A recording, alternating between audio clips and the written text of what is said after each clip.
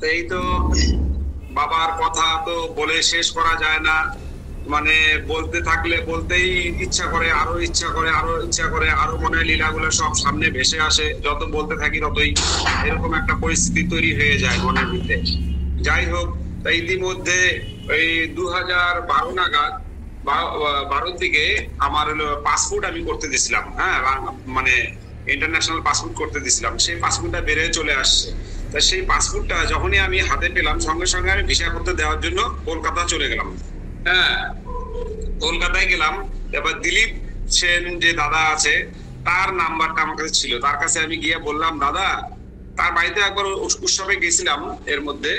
তা বললাম, দাদা এখানে ভিসা অফিসটা কোথায়? সেখানে গিয়ে আমি ভিসা করতে দিলাম এবং বাবার কোনো খবর আপনি বলেন। এবার দেখলাম দাদা বলল যে ভিসা অফিসের অ্যাড্রেসও আমাকে বললো এবং আমাকে বাবার খবরটা জানালো, বাবা অমুক দিন আসতেছেন কলকাতায়। তা যেদিনকে বাবা আসবেন সেদিনকে রাত্রেবেলা আমি দার্জিলিং মেলে চলে আসবো শিলিগুড়ি। তা আমি শুনে আমি বললাম, ওই অমুক দিন কখন আসবেন? বলে সকালেই বাবা পৌঁছাবেন। কোথায় পৌঁছাবেন? তন্দ্রার বাড়িতে, সল্টলেক। আচ্ছা, ঠিক আছে। তাহলে তো আমার পুরো আনন্দেই মানে মনটা ভরে গেল যে তাহলে পরে বাবাকে তাহলে আমি দর্শন করতে পারবো।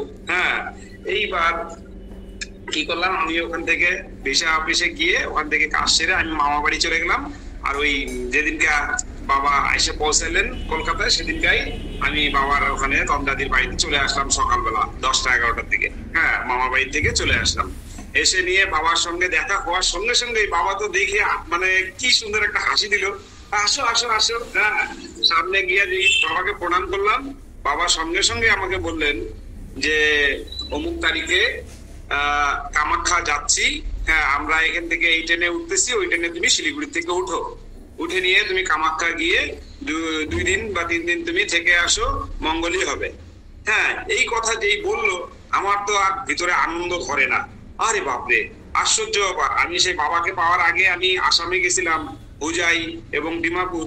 তখন ঘুরে আসার পরে আমাকে একজন বলছিল, তুমি যে আসামে গেলে কামাখ্যায় গেছিলে?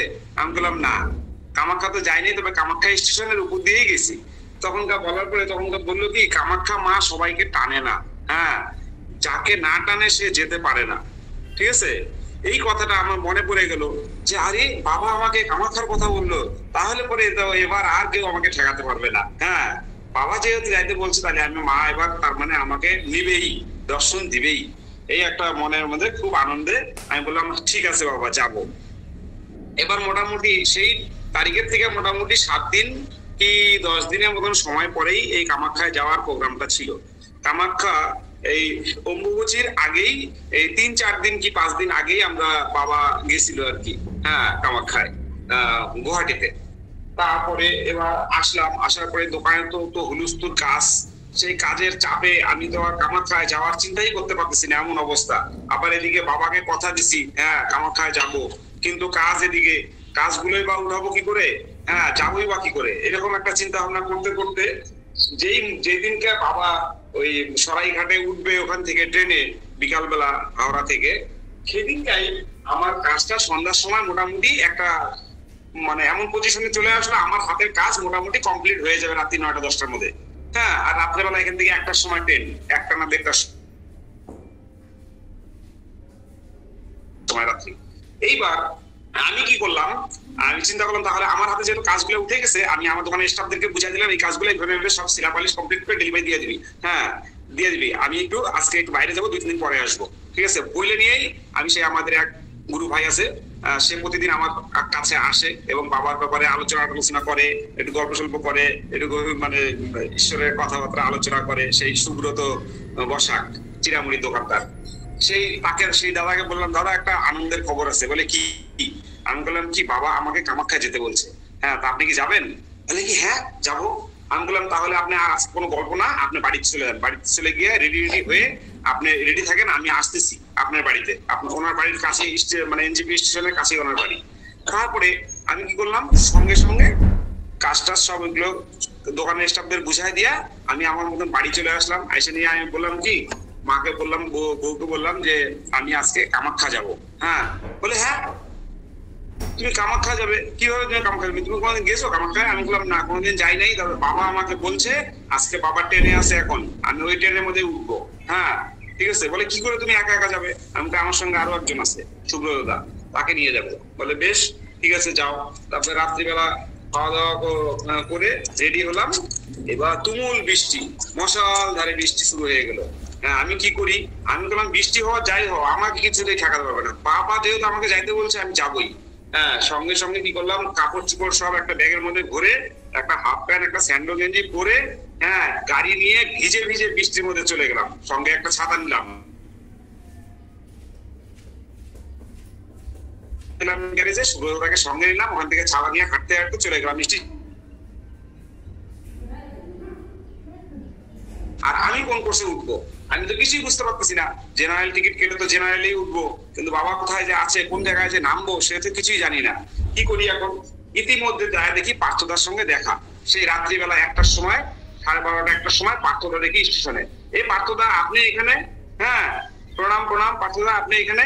তো বলে কি আমি যা আসছি কিসের জন্য, ওই বাবা আস্তে আস্তে এই ট্রেনে, ওই ট্রেনে বাবার সঙ্গে একটু দেখা করার জন্য আসি। আমাকে আশ্চর্য, আপনি এই ট্রেনে বাবার সঙ্গে দেখা করতে আসেন? বাবা কোন কোর্সে আছে? বলে বাবা এত নাম্বার কোর্সে আছে। আমি বললাম আচ্ছা বেশ, তাহলে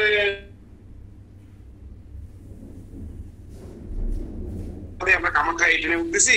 তা হলো গিয়ে বাবাকে আপনি বললেন যে দিলীপ হলো গিয়ে বাবা এই ট্রেনের মধ্যে আছে, জেনারেল কোর্সে বাবা উঠেছে। হ্যাঁ, আর বাবা কোন জায়গাটায় নামবে সেই জায়গাটার কথাটা আপনি আমাকে খালি ফোন করে একটু বলে দেবেন, তাহলে আমি সেই স্টেশনে নামবো, নেমেই বাবার সঙ্গে দেখা করবো। বেশ সেইরকম ভাবে পার্থদা আমাদের জানায় দিলেন। দেখেন কি সুন্দর ভাবে, কোনো কাজেই বাবার কোনো সমস্যা হয় না। আমি ভাবছিলাম বাবা কোথায় আছে, কোথায় নামবো, সবকিছুর রাস্তা কিন্তু ক্লিয়ার হয়ে গেল। এইবার গুয়াহাটি স্টেশনে গিয়ে নামলাম, নেমে নিয়ে বাবা যেই কোর্সে আছে সেই নেমেই সঙ্গে সঙ্গে দৌড়। হ্যাঁ, কোথায় আছে বাবার কাছে, সেই বাবার কাছে গিয়ে বাবাকে দেখলাম, বাবাদের সেই কি সুন্দর একটা মিসকে হাসি দিল। তারপরে ভক্তবিন্দুরা বাবাকে কি সুন্দর করে, গুয়াহাটির ভক্তবিন্দুরা সব বাবাকে নিয়ে কোল করতাল দিয়ে, হ্যাঁ বাবাকে সুন্দর মানে ইসে করে নিয়ে গেল, আর কীর্তন করতে করতে বাবাকে নিয়ে গেল। স্টেশন থেকে বের হলো, তারপরে গাড়িতে করে বিষ্ণুদার বাড়িতে নিয়ে চলে গেল। বিষ্ণুদার বাড়িতে গিয়ে বাবাকে ওখানে বসালো, বসায় নিয়ে ওখানেও কীর্তন চলছে, এই কীর্তন চলছে। তারপরে ওখানে বেশ আনন্দ, এত আনন্দ হলো, সেবা আদি হলো, আমাদের থাকার ব্যবস্থা ওখানে বিষ্ণুদার বাড়ির পাশে ওখানে করে দিল। হ্যাঁ, সেখান থেকে আমরা থাকলাম। পরের দিন বাবা ওখান থেকে গণেশগুড়ি চলে গেল। গণেশগুড়ি বলে একটা জায়গা আছে গুয়াহাটিতে, সেখানে চলে গেল। সেখানেও বাবাকে নিয়ে উৎসব, বাবা যেখানে বাবাকে নিয়ে উৎসব, সেখানেই আনন্দ, কীর্তন, নারায়ণ বন্দনা এই সমস্ত চলছে। এবার আমি চিন্তা করছি, আমার তো 2 দিন বাবা 2 দিন 3 দিন থাকতে বললো, তাহলে আমরা কামাখ্যায় কবে যাব, বাবাই বা কবে যাবে? হ্যাঁ, কামাখ্যা মন্দিরে তো যাওয়া হচ্ছে না। তা গণেশগুড়িতে যেদিনকে যাওয়া হলো, ওই দিনকে দুপুরবেলা সেবার পরে আমি বাবাকে বললাম, বাবা আমরা তাহলে কামাখ্যায় কবে যাব? হ্যাঁ, তা বলে কি তোমরা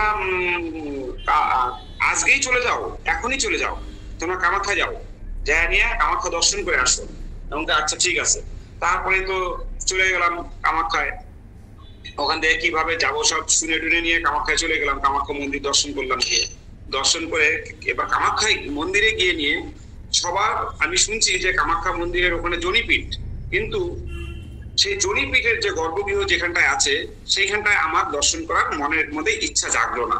ঠিক আছে, আমার ইচ্ছা হলো যে সেই স্থানটার মধ্যে আমি যাব না, যেখানে মায়ের বিগ্রহ আছে সেটাই আমি দর্শন করব। কিন্তু তার আগে ঢোকার আগে যে আমি পূজার সামগ্রী বা ধূপকাঠি, মোমবাতি, বাতাসা কিছু নিব, কিচ্ছু নিলাম না। আমি বললাম না, আগে আমি মন্দিরটার ভিতরে যাব, যা নিয়ে মন্দিরের পরিস্থিতিটা দেখবো, চতুর্পাশে ঘুরে কোন দিকে কি আছে না আছে একটু দেখবো, দেখে নিয়ে তারপরে পরে ওইটা চিন্তা করবো। ঠিক আছে, এবার গিয়ে কি করলাম, সেই মন্দিরে গিয়ে চতুর্পাশে পরিক্রমা করে, হ্যাঁ খুব আনন্দ লাগলো, এত আনন্দ লাগলো যে বলার মতন না। ওখানে আমার মনে এত আনন্দ পাইছি ওই দিনকার আনন্দ আমি কোনোদিন ভুলতে পারবো না। এই কামাখ্যা মায়ের যে এত কৃপা, এত মানে আশীর্বাদ তার, যা বলার মতন না। এবার আমি চিন্তা করছি, এখানে যদি আমার কোনো গুরু ভাই বোনের সঙ্গে দেখা হতো তাহলে পরে একটু ভালো হতো। কিভাবে পূজা দিব না দিব আমি কিছুই জানি না।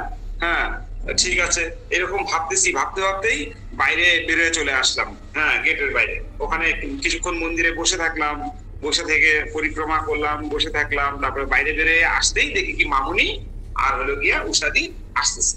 এই দেখে নিয়ে তো আমার ভিতরে আনন্দ আর ধরে না, যা ভাবছি তাই হাজির।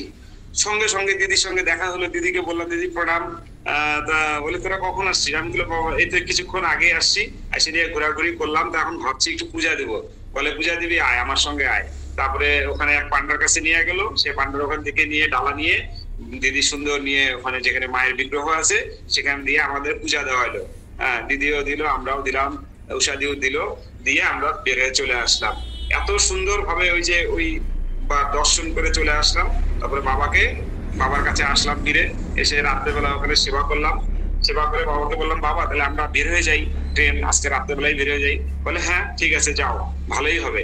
হ্যাঁ বলে নিয়ে বলে আবার তোমরা নেক্সট ডে আমার উৎসব আছে, জন্ম উৎসব ওই কাশিতে হবে, সেখানে তোমরা আসবে। এই কথা বলে বাবার ওখান থেকে আমরা বিদায় নিয়ে চলে আসলাম। প্রণাম, আজকে এই অবধি রাখি। প্রণাম সকলের চরণে।